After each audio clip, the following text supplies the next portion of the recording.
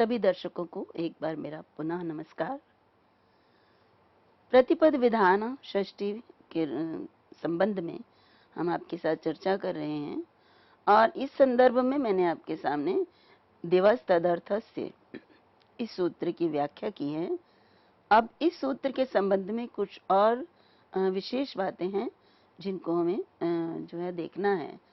दर्शकों को ये मैं बताना चाहती हूँ कि मैं जो भी आपके सामने जो सामग्री उपस्थित करती हूँ वो पाणिनि अष्टाध्यायी के सूत्रों पर वृत्ति जो कि भट्टोजी दीक्षित ने की है, इसके अतिरिक्त काशिका वृत्ति और उस पर न्यास और पदमंजरी में जो कुछ भी व्याख्या दी गई है वो महाभाष्यकार के द्वारा जो मत दिया गया है वो, तथा उस सूत्र से संबंधित आचार्य भर्तृहरि भी यदि कुछ विशेष बात लिखते हैं तो उन सब को आधार मानकर और शब्द कौस्तुभ को, इन सब को आधार मानकर मैं आपके सामने सूत्र की व्याख्या करती हूँ। और जो मैं सामग्री कुछ लिखित जो मुझे बहुत अधिक लगता है कि जब इस आवश्यक है जिसको जानना, उसको मैं आपके सामने जो है प्रस्तुत भी करती हूँ, स्क्रीन पर भी वो आ जाती है। तो इसी विषय को लेते हुए अब आगे जो एक विशेष मत दिया कि इह शेषे इति न संबध्यते। यहाँ पे ये है कि अभी जो हमने पिछले सूत्र किए हैं उनमें शेष जो है इनके शेष में षष्ठी होती है, लेकिन यहाँ पर शेषे का संबंध नहीं है। तो क्या इसका क्या तात्पर्य है कि शेष का संबंध नहीं है? यहाँ पे शेषे कर्म आदि की शेषत्व विवक्षा में विभक्ति होती है, तो ये तो अगर हम शेष का प्रयोग करते हैं तो इसका तात्पर्य है कि जब हम शेषत्व विवक्षा नहीं करते हैं तो जो विभक्ति हमें कारक के द्वारा प्राप्त होती है वो भी होती है ना। जैसे मैं आपके सामने एक उदाहरण देती हूँ, जैसे मातु स्मरति, यहाँ पे हमने जो है कर्म की विवक्षा ना करके संबंध की विवक्षा की है, माता और स्मरण की, लेकिन शेषत्व विवक्षा है, इसलिए हम अगर शेष कर्म के रूप में विवक्षा नहीं करते हैं तो शेष षष्ठी नहीं होगी, फिर तो हम मातरम स्मरति ये रूप भी प्रयोग कर सकते हैं। तो मातरम स्मरति प्रयोग भी शुद्ध प्रयोग है, क्योंकि शेषत्व विवक्षा यदि नहीं होती है तो सामान्य जो विभक्ति प्राप्त होती है वो भी होती है। अब यहाँ पर ये कहा, विशेष रूप से कहा कि यहाँ शेष जो है ये इसका संबंध नहीं है इस सूत्र में, तो इससे क्या प्रयोजन है ये जानना भी आवश्यक है। तो पहले तो क्यों नहीं है, तो शेष का संबंध, क्योंकि अनुवृत्ति तो पीछे से चली आती है, तो जो पीछे से अनुवृत्ति प्राप्त हो रही है वो आगे ली जाती है, लेकिन उसको यदि हम नहीं लेते किसी पद को उसमें तो उसका कोई ना कोई कारण होता है। तो वो यहाँ कारण बताया, उत्तर सूत्र द्वयारंभात, अर्थात आगे जो आने वाले सूत्र हैं उनको देने के कारण, क्योंकि आचार्य पाणिनि ने आगे दो सूत्र दिए हैं जिनके द्वारा ये स्पष्ट हो जाता है कि शेष का संबंध इस सूत्र में नहीं होगा। अब कैसे, देखिए, सूत्र एव दिव्य पाठ है। अच्छा, ये दूसरी बात है, अभी मैं इस बात को आपको स्पष्ट करती हूँ कि यहाँ शेष का इसमें क्यों नहीं प्रयोग होगा अनुवृत्ति में इस सूत्र में। तो इसका कारण ये है कि अगर ऐसा होता, शेषे होता कि इनके शेषत्व विवक्षा होने पर षष्ठी होती है, तो इसका तात्पर्य जैसे मैंने अभी बताया है कि जब हम शेष कर्म को शेष के रूप में यहाँ नहीं कहते हैं, दिवस तदर्थ से दिव धातु जो है इसके कर्म की फिर हम शेषत्व रूप में यदि विवक्षा नहीं करते हैं इन्हीं अर्थों में, द्युत अर्थ और क्रय विक्रय रूप व्यवहार अर्थ में, तो फिर क्या होगा, वहां तो हमें कर्मणि द्वितीया से द्वितीया भी कर सकते हैं। जैसे हमने कहा शतस्य दिव्यति, तो शतम दिव्यति ये भी प्रयोग प्राप्त होता है, परंतु यदि ये यहाँ पर द्वितीया भी प्राप्त हो जाती है तो अगले सूत्र में उन्होंने जो दिया, जो मैं अभी आपको सूत्र की भी व्याख्या करूंगी, लेकिन मैं ये बताना चाहती हूँ यहाँ शेष का क्यों प्रयोग नहीं होगा।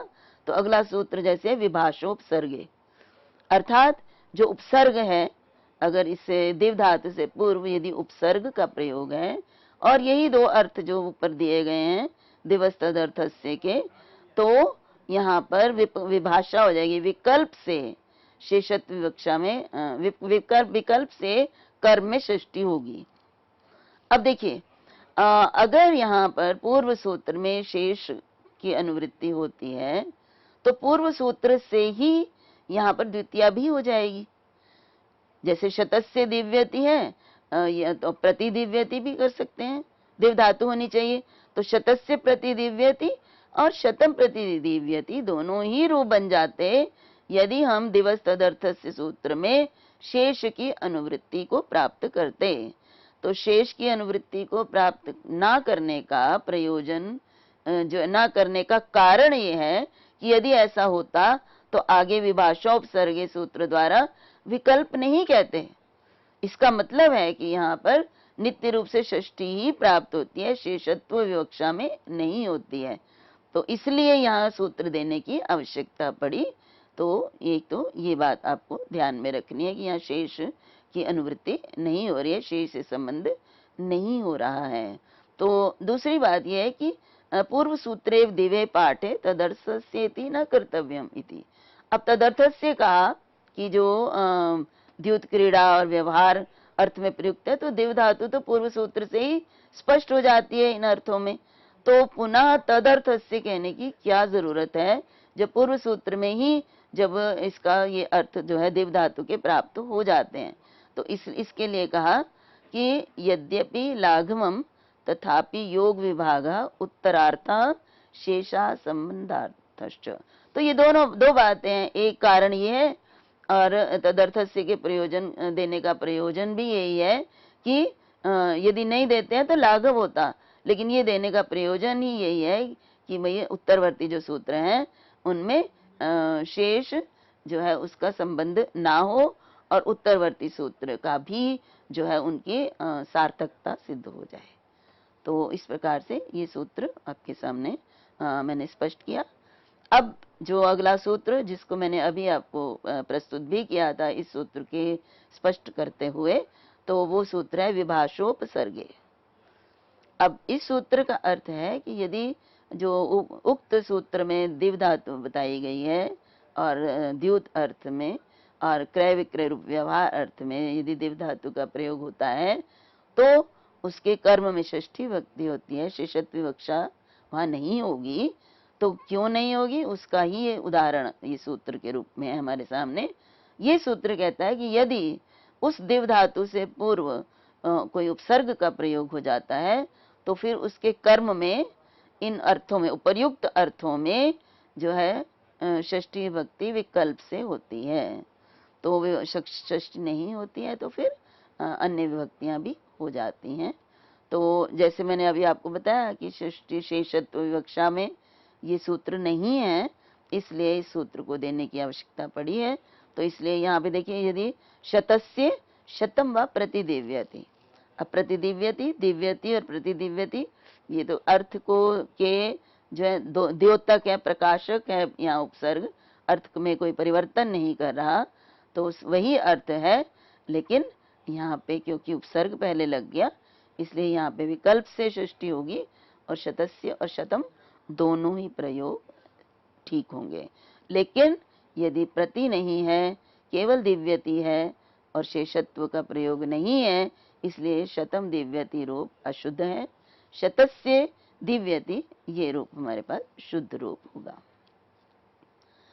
अब अगला सूत्र आपके सामने है, ये वैदिक संदर्भ में ये सूत्र है, वैदिक प्रयोगों में ये सूत्र है। तो यहाँ पे सूत्र है प्रेष्य भुवोर भ्रुवोर हविषो देवता संप्रदाने। अब यहाँ पे दो धातुओं का प्रयोग है, एक प्रेष्य और दूसरी ब्रुवो।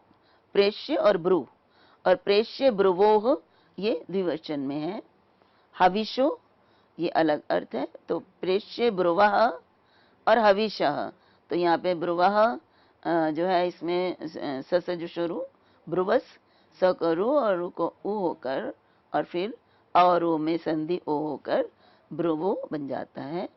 और अगर हम इसको द्विवचन में प्रयोग करते हैं तो प्रेष्य ब्रुवो हो जाएगा।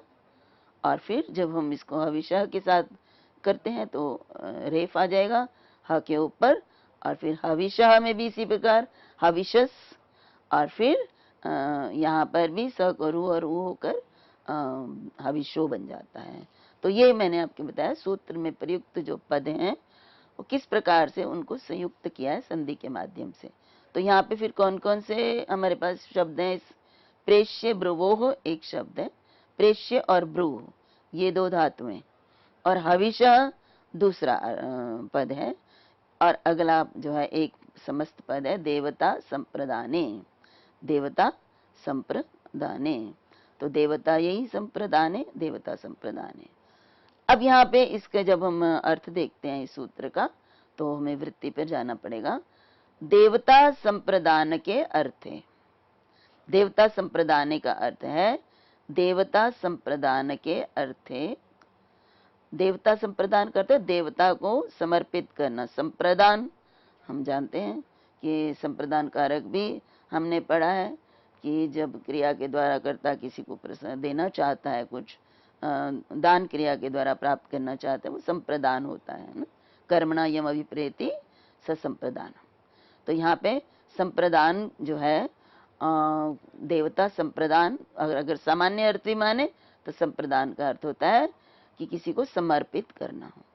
तो जब देवता को समर्पित करना अर्थ हो, और इस अर्थ में यदि वर्तमानयो प्रेष्य ब्रुवो हो, इस अर्थ में प्रेष्य और ब्रु ये धातुएं प्रयुक्त हों, तो यहाँ पे देखिए ये देवता संप्रदाने किसके लिए आया है? प्रेष्य और ब्रुवो के लिए। कि यदि प्रेष्य और ब्रु ये धातुएं देवता संप्रदान के अर्थ में प्रयुक्त होती हैं तो इनके कर्मणों, इनका जो कर्म होगा इन धातुओं से निष्पन्न, धातुओं का कर्म कहने का प्रयोजन है कि इन धातुओं से निष्पन्न जो क्रिया है, क्रियावाचिनो धातवः, तो इस क्रिया जो है इन अर्थों में जब प्रयुक्त होते हैं तो उनके कर्म में, कर्मणा मीन्स कर्म, और वो क्या है? हविषो वाचकत्वात् शब्दात्, इनका कर्म यदि वो हविष का वाचक है, इनके कर्म रूप हवि के वाचक शब्द से षष्ठी विभक्ति का प्रयोग होता है। इसको मैं एक बार आपको दोबारा से सरल रूप में स्पष्ट करना चाहूंगी कि यहाँ पे दो बातें हैं कि प्रेष्य और ब्रू धातुओं से निष्पन्न जो क्रियाएं हैं उनके कर्म में षष्ठी विभक्ति होती है। एक तो ये। अब यहाँ पर कुछ विशेष जो आवश्यक बातें दी हैं कि कब होती है, किस अवस्था में होती है। तो यहाँ पे जब ये प्रेष्य और ब्रू ये दोनों धातुएं देवता को संप्रदान करने के अर्थ में प्रयुक्त हों, अर्थात देवता को कुछ समर्पित करने के अर्थ में जब इन धातुओं का प्रयोग होता है तो तभी इन दोनों धातुओं का जो कर्म है, अर्थात इन दोनों क्रियाओं से जो अभिप्सिततम कारक होता है, और वो जो कर्म है वो यदि हविष हो, हविष मतलब होता है जो कि जब हवियां हम देते हैं देवताओं को, उसका वाचक होता है, और उस शब्द हो, उसका वाचक शब्द हो। प्रेष्य और ब्रू धातु का जो कर्म है वो हविवाचक शब्द होता है, तो उससे षष्ठी विभक्ति का प्रयोग होता है। अब मैं आपको इसको उदाहरण द्वारा स्पष्ट करूंगी। जैसे उदाहरण है अग्नये छागस्य हविषो वपाया मेधसः प्रेष्य अनुब्रूहि। देखिए दोनों जो है प्रेष्य और अनुब्रूहि दोनों को लेकर एक ही वाक्य बना दिया, क्योंकि दोनों का ही अर्थ है। प्रेष्य का अर्थ समर्पित करो, अनुब्रूहि का अर्थ भी समर्पित करो, इस अर्थ में हुआ है। तो इसलिए एक ही वाक्य को दो बार लिखने की बजाय अग्नये छागस्य हविषो वपाया मेधसा प्रेष्य और अग्नये छागस्य हविषो वपाया मेधसा अनुब्रूहि। तो ये है आपके सामने ये दो उदाहरण दोनों ही धातुओं के। तो यहाँ पे देखिए इस उदाहरण को हम स्पष्ट करते हैं। अग्नये प्रेष्य, ये प्रमुख मुख्य वाक्य है कि अग्नि को समर्पित करो, और अग्नये अनुब्रूहि ये अर्थ है अग्नि को समर्पित करो। तो यहाँ पे देखिए ये देवता अग्नि देवता है, यहाँ पे अग्नि देवता के रूप में। तो यहाँ पे अग्नि देवता को समर्पित करने के अर्थ में यहाँ पे प्रेष्य और अनुब्रूहि इन क्रियाओं का प्रयोग किया गया है। किसको समर्पित करो? अग्नि को। तो हम जानते हैं कि यहाँ पर अग्नि में संप्रदान कारक होगा, चतुर्थी विभक्ति होगी। उसके बाद देखिए छागस्य हविषो वपाया मेधसा प्रेष्य, ये वास्तव में यज्ञ के संदर्भ में है। यज्ञ में जब पशु की बलि ऐसा माना जाता है कि दी जाती थी, तो वो उस पशु, यहाँ पे छाग जो है पशु है, अजा जिसको वो कह सकते हैं, बकरी, तो उस छाग के हविषो, हवि के रूप में जो हवि के रूप में छाग के वपा और मेदस, ये भी उसके शरीर के भाग हैं जिनको समर्पित करो। ये यज्ञ में इनको आहुति के रूप में समर्पित करने के लिए कहा गया है। तो यहाँ पे देखिए, यहाँ पे वपाया मेदसह, ये दोनों ही षष्ठी भक्ति में प्रयुक्त हुए हैं। वास्तव में क्या है, वपा को समर्पित करो, हवि के रूप में वपा को समर्पित करो, हवि के रूप में मेदस को समर्पित करो। यहाँ पे ये इनका जो अर्थ है ना, जैसे चर्बी इत्यादि जो अर्थ होता है, ये उस प्रकार से है। अजा के इन चर्बी इत्यादि को समर्पित करने के लिए कहा गया है। तो यहाँ ये कर्म के रूप में है, वपा भी और मेदस दोनों ही कर्म के रूप में है, लेकिन इनके जो है संप्रदान अर्थ में प्रेष्य का प्रयोग है और अनुब्रूही का प्रयोग है। तो और देवता के लिए संप्रदान करने के लिए कहा गया है, समर्पित करने के लिए। तो यहाँ पे इन दोनों में षष्ठी है, और हविषः इनके विशेषण के रूप में कि हवि के रूप में इनको समर्पित करो, तो यहाँ पर षष्ठी भक्ति का प्रयोग किया जाता है। अब यहाँ पे देखिए प्रेष्य, तो ये तो स्पष्ट हो गया कि यहाँ पर षष्ठी भक्ति का प्रयोग किया गया है, ना कि द्वितीया का, और ये वैदिक प्रयोग है। वैदिक मंत्रों में इनका जब विनियोग होता है, जब यज्ञ किया जाता है। तो आगे देखिए, इसको हम स्पष्ट करेंगे कि यहाँ ईश धातु जो है वो किन अर्थों में प्रयुक्त होती है। तो इष्यतेर दिवादिकस्य गत्यर्थस्य लोट मध्यम पुरुष एक वचनम प्रेष्य इति साचर्यात् भुविरपि तथा भूतो गृह्यते। तो यहाँ पे देखिए, इश धातु को अनेक अर्थ होते हैं, इच्छा अर्थ भी होता है। यहाँ पर इश धातु दिवादिगण की जो इश धातु है, जो गत्यर्थक है, उसका ये प्रेष्य कैसे बना है, ये लोट लकार मध्यम पुरुष एक वचन का रूप है कि उसको समर्पित करो। प्र इश और फिर लोट लकार मध्यम पुरुष एक वचन दिवादिगण की धातु है, जिसमें श्यन लगता है, इसलिए प्रेष्य बना है। तो यहाँ पे जो है समर्पण करने अर्थ में प्रयुक्त हुई है यह प्रयोग क्रिया, तो इसलिए यहाँ पे इनके योग में षष्ठी भक्ति का प्रयोग हुआ है। अब यहाँ पे देखिए ब्रू धातु भी, देखिए ब्रू ब्रू बोलना कहना अर्थ में प्रयुक्त भी होती है, लेकिन यहाँ पर ब्रू समर्पित करना अर्थ में भी प्रयुक्त होती है। इसलिए यहाँ क्योंकि प्रेष्य का साचर्य है, तो प्रेष्य के साचर्य के कारण ब्रू धातु भी इसी अर्थ में है कि समर्पित करना अर्थ में इसका प्रयोग हुआ है। तो ये आपके सामने इस सूत्र को मैंने आपके सामने स्पष्ट किया। अब अगला सूत्र आपके सामने है, कृत्वो अर्थ प्रयोगे काले अधिकरणे।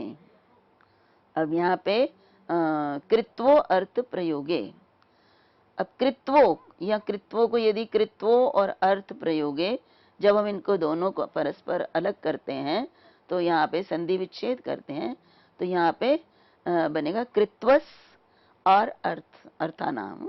तो कृत्वस, अब यहाँ पे कृत्वस और अर्थानाम अर्थ, इनमें जब हम संधि करते हैं तो यहाँ पे स को रू और रू को ऊ होकर कृत्वो बन जाता है। रू को ऊ और फिर अ और रू में संधि करके ओ बनता है। और फिर कृत्वो और अर्थानाम में जब हम समास कर संधि करते हैं, पूर्व रूप संधि, तो फिर एंगी पर रूपम से पूर्व रूप संधि जब हम करते हैं तो एंगा पदांतादति से, तो यहाँ पे अवग्रह का चिन्ह लगाकर इस प्रकार से रूप हमारे पास बनता है। और इस पूरे समस्त जो ये संधि किया हुआ पद है, उसमें षष्ठी भक्ति बहुवचन का प्रयोग करके सूत्र में कृत्व अर्थानाम ये पद बनता है। तो और सूत्र पूरा है, कृत्व अर्थानाम प्रयोगे कालवाचिन्यधिकरणे शेषे षष्ठी स्यात्। अब देखिए इस सूत्र में कहा कि कृत्व अर्थानाम, तो कृत्व अर्थ यहाँ पे कृत्व सुच प्रत्यय है। अष्टाध्यायी में जो है सूत्र हैं जिससे कृत्व सुच और असुच प्रत्यय किया जाता है।